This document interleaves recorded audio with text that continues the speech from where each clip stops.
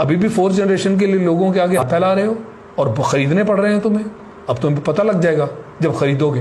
یہ بہت ہی مہنگا کام ہے. F-16 کو تو ہم اس طرح آگے نہیں لے کر جا سکتے، مگر جو لیٹسٹ F-16 ہم نے خریدے تھے وہ آلریڈی ایڈوانسڈ ہیں. جو بلاک 52 ہم نے خریدا تھا وہ ایڈوانسڈ ہیں. اسی میں پھر ہم نے جو ہمارے پرانے جہاز تھے وہ پرانے بلاک والے، بلاک 15 والے، ان کو ہم نے اپ گریڈ کروایا. اسی کے لیول پر ہم اس کو لے آئے.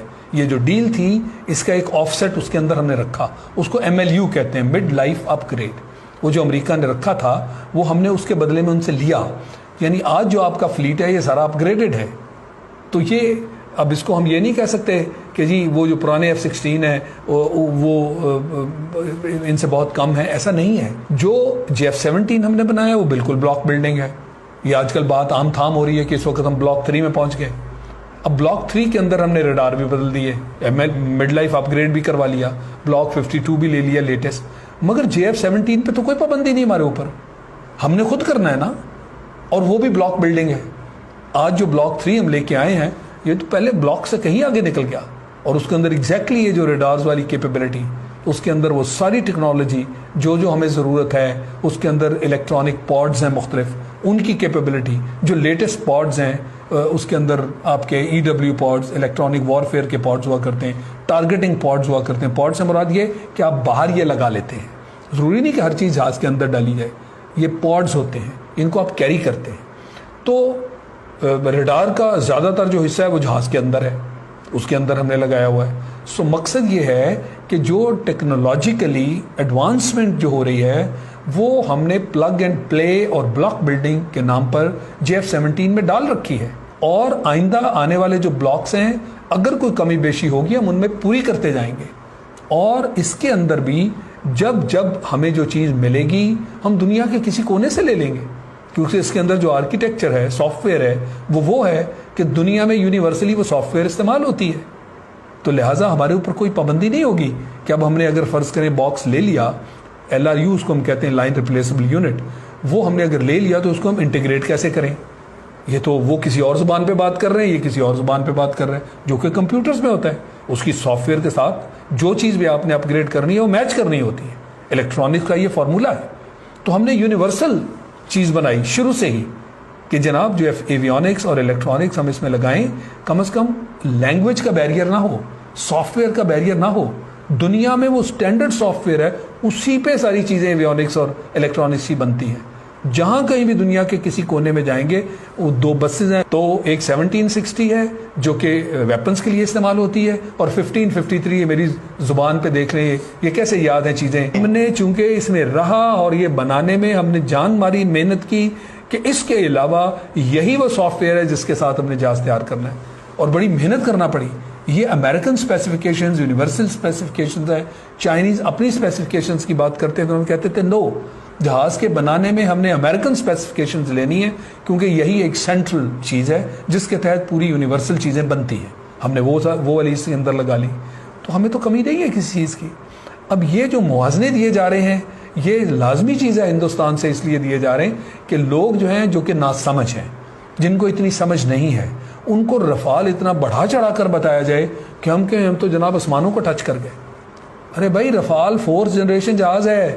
ہم ان کے مقابلے میں آپ Su-30 آپ نے گروا لیا، اب رفال بھی گروا لیں، ایک دن لے آئے نا. کوئی اور بہانہ آپ کریں، آئیے یہ بھی کام کر دیں کسی دن جب موقع آئے گا. ابھی تو آپ کے پاس ہے ہی نہیں، ابھی تو آپ کے پاس ایک جہاز ہے. پہلے اس جہاز کو آپ اپنے اندر انٹیگریٹ کریں پورے سسٹم میں، پھر ہم کہیں گے ہاں اب اس قابل ہو، آ جاؤ رفال بھی دیکھ لیں گے. پھر رفال کو دیکھ لیں گے. پہلے ہم نے سب دیکھ لیا، top of the line Su-30 کو دیکھ لیا، ساتھ اس کے فلائنگ کافن تھا MiG-21 اس کو بھی گرا دیا. آپ گروانا چاہتے تھے. یہ تو آپ کے ٹیکٹکس ہیں، یہ تو آپ کی اسٹریٹجی ہے کہ ایسی جگہ جہاں F-17 اور F-16 آپریٹ کر رہے ہوں آپ ابھینندن کو بھیج دیتے ہیں فلائنگ کافن کے اندر. اس کو تو پتہ ہی نہیں تھا میں جا کہاں رہا ہوں. جب اس سے ہم نے بات چیت کی اس نے کہا جی میرے ساتھ تو کسی کا کانٹیکٹ نہیں تھا، جب تک میرے اوپر میزائل لگا میں ایجیکٹ کر گیا.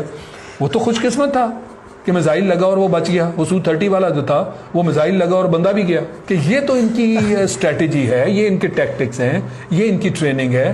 ایسی باتیں سن کے خوشی ہوتی ہے یہ ان دنوں کی بات ہے جب انٹرویو میں مجھ سے ایک ٹی وی والے نے پوچھا تھا کہ سر آپ کیا سمجھتے ہیں انہیں کیا کرنا چاہیے تھا؟ ہاں یہی کرنا چاہیے دوبارہ، اور اسی سلسلے میں رفال کو بھی آنے دیں، پھر اس کو بھی دیکھ لیں گے۔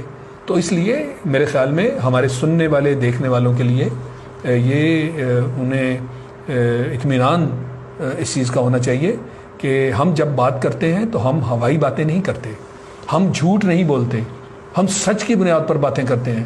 کوئی ایک جھوٹ بھی بتا دیں ہمارا پکڑا گیا ہو، یہ جو بھی پچھلے دنوں سارا اتنا بڑا طوفان کھڑا کرنے کی کوشش کی گئی، جھوٹ سارے پکڑے گئے تو ہندوستان کے پکڑے گئے۔ ان کے چیف نے کیا کہا، ان کے پرائم منسٹر نے کیا کہا، اور جو باتیں کی ان میں ذرا برابر وزن نہیں ہے۔ تو یہ جو موازنہ ہے اس میں کیا وزن ہوگا؟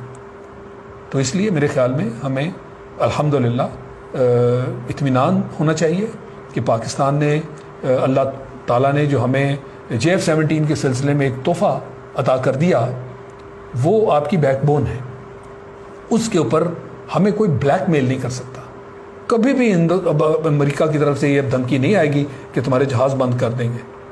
بھائی آپ جہاز کیا بند کریں گے؟ کوئی پریسلر امینڈمنٹ لگا لو، ہمارے اوپر ظلم کیے، زیادتی کی، تو اللہ نے اس کا اجر ہمیں دے دیا۔ تو اس لیے ہمیں ایئر پاور کے معاملے میں، اور ایئر پاور ہی اب فیصلہ کن چیز ہے، اس معاملے میں ہمیں اطمینان ہونا چاہیے۔ جہاں تک غیر روایتی جنگ ہے اس کے اندر آپ کے پاس اٹامک پاور ہے، جو روایتی جنگ ہے اس کے اندر آپ کا ہاٹ سٹارٹ ہو، کولڈ سٹارٹ ہو، جیسا بھی سٹارٹ ہو، اس کا اللہ تعالیٰ نے آپ کو توڑ دے رکھا ہے، اللہ نے دے دیا۔ آپ کی ایئر پاور میں ایک بہت بڑا جمپ آیا ہے JF-17 کے ساتھ۔ تو آج تو آپ کے پاس فرنٹ لائن جہاز جو ہیں وہ ہیں ہی اسٹیٹ آف دی آرٹ۔